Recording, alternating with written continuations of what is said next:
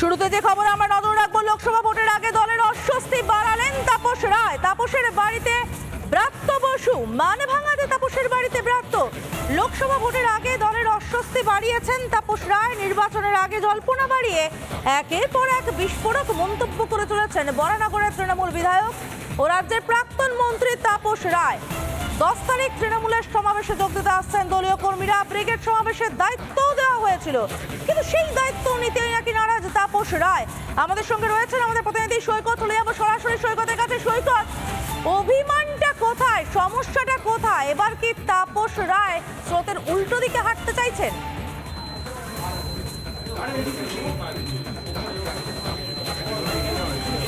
দেখো, বেশ কিছুদিন ধরে অন্তত দলের অন্দরে সেরকমটাই শোনা যাচ্ছে। এই মুহূর্তে আমি রয়েছি বউবাজারে তাপস রায়ের যে বাড়ি, যে ফ্ল্যাট, সেখানেই রয়েছি। এই যে দেখাবো তাপস রায়ের নেম প্লেট, পুরো পরিবারের নেম প্লেট, এবং এই যে এটি তাপস রায়ের বাড়ি, এবং এই বাড়িতেই ইতিমধ্যে রয়েছেন তাপস রায় এবং দলের তরফ থেকে দুজন নেতৃত্ব এসেছেন তার সঙ্গে কথা বলার জন্য।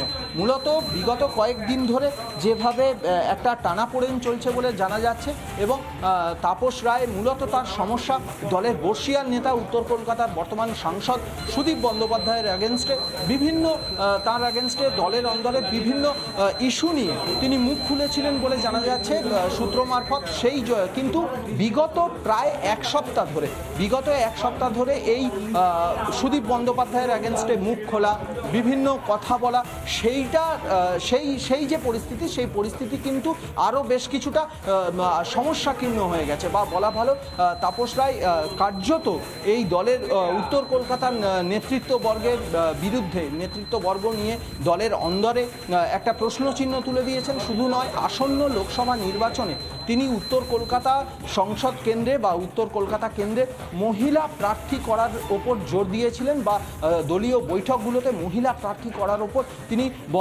তিনি সওয়াল করেছিলেন। অর্থাৎ সরাসরি একেবারে সুদীপ বন্দ্যোপাধ্যায় যাতে এই আসন্ন লোকসভা নির্বাচনে দাঁড়াতে না পারেন, সেই ধরনের একটা ইঙ্গিত দিয়েছিলেন বা সেই ধরনের কথা বলেছিলেন।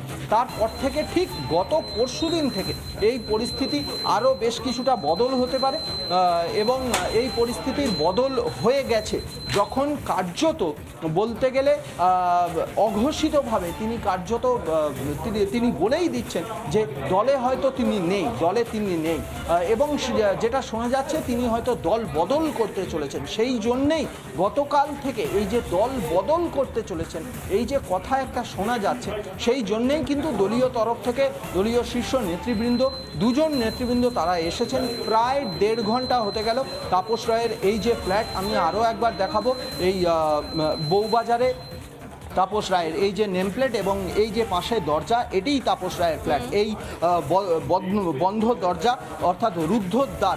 বৈঠক চলছে প্রায় ঘন্টা 1.5 হতে চলছে। আমরা সৈকত, তুমিও সঙ্গে থাকো, আমাদের আবারও আসছে তোমার কাছে।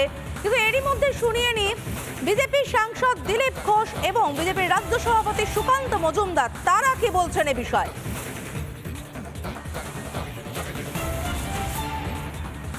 আসছে, টিকিট বাঁটোয়ারা হচ্ছে, অনেকে অনেক রকম মতামত দিচ্ছেন। কে কেন কি বলছেন আগের থেকে ভবিষ্যৎবাণী করা মুশকিল আছে। তাদের ব্যাপার আছে, তাদের সমস্যা তারা মেটা। যোগদান মেলা তো এখনো শুরু হয়নি, আর আমরা যোগদান মেলার মতো ওরকম কিছু করবো না। আমরা বেছে বুঝে যারা সমাজের বিশিষ্টজন বা অন্য পার্টি থেকে যারা আসতে চাইবে, তাদের স্বচ্ছ ভাবমূর্তি, তাদেরকে আমরা ভারতীয় জনতা পার্টিতে নেব। রাজনীতিকে বলা হয় politics the game of possibilities, সব ধরনের পসিবিলিটিসই থাকতে পারে, অসুবিধা কিছু। এখনো পর্যন্ত আমরা মিডিয়াতে বলার মতো কোনো যোগাযোগ হয়নি।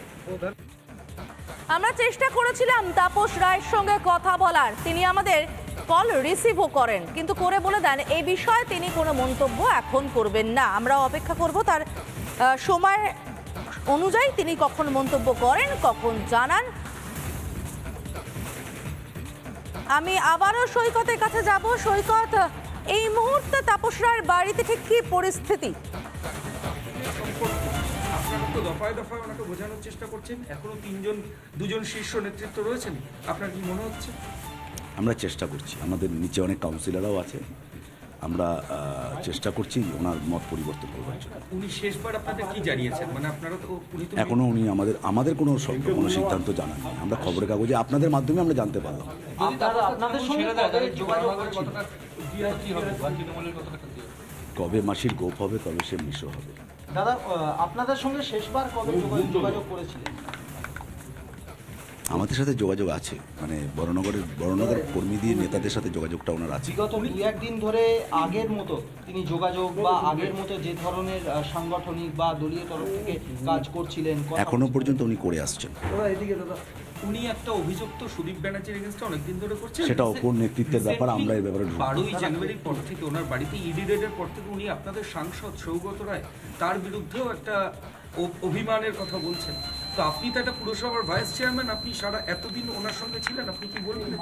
না, সেটা হচ্ছে যে ওটা তো অনেক ঊর্ধ্বতন নেতৃত্বের ব্যাপার, সেই বিষয়ে আমার অনুপ্রবেশ করাটা ঠিক হবে না। নিশ্চয়ই নেতৃত্ব আছেন, তারা বলবেন।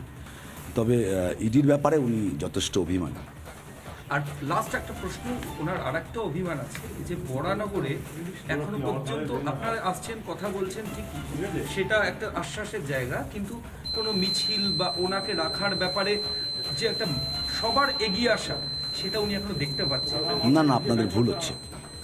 বড়নগরে প্রায় 100% দলের কর্মীরাই ওনার কাছে রোজই যোগাযোগ রাখছেন, রোজই কথা বলছেন। মানে আপনারা চাইছেন যে তুমি অবশ্যই ওখানেই থাকবে? অবশ্যই চাই। Thank you sir. দেখো, বরানগর পৌরসভার ভাইস চেয়ারম্যান তিনি এই মুহূর্তে তাপস রায়ের সঙ্গে দেখা করতে এসেছেন এবং তিনি যেটা জানাচ্ছেন যে বিগত কয়েকদিন ধরে হয়তো কিছুটা কমলেও আগে যেরকমভাবে তিনি তাদের সঙ্গে যোগাযোগ রাখতেন এখনও সেরকমভাবে যোগাযোগ রাখছেন। তবে 12 তারিখে অর্থাৎ জানুয়ারি মাসের 12 তারিখে তার বাড়িতে এনফোর্সমেন্ট ডিরেক্টরেটের যে হানা হয়েছিল, মূলত পৌরসভার রিক্রুটমেন্ট স্ক্যামে এনফোর্সমেন্ট ডিরেক্টরেটের যে অভিযান চলেছিল, সেই অভিযান নিয়ে তিনি কার্যত কিছুটা অভিমানী। এটা কিন্তু তার ঘনিষ্ঠ যারা দলীয় কর্মী বা বলা ভালো বরানগর পৌরসভার ভাইস চেয়ারম্যান, তিনি কিন্তু সাফ জানিয়ে দিলেন। এই বিষয়টা নিয়ে কিন্তু সমাদৃতা তাপস রায় এবং দলের মধ্যে ধীরে ধীরে এই 12ই জানুয়ারির পর থেকে ধীরে ধীরে একটা দূরত্ব বাড়তে শুরু করে এবং সেই দূরত্বটা এই পরিস্থিতি তৈরি হয়েছে। সৈকত, আমাদের নজর থাকে পরিস্থিতি কোন দিকে যায় সেদিকে। আপাতত ধন্যবাদ তোমাকে।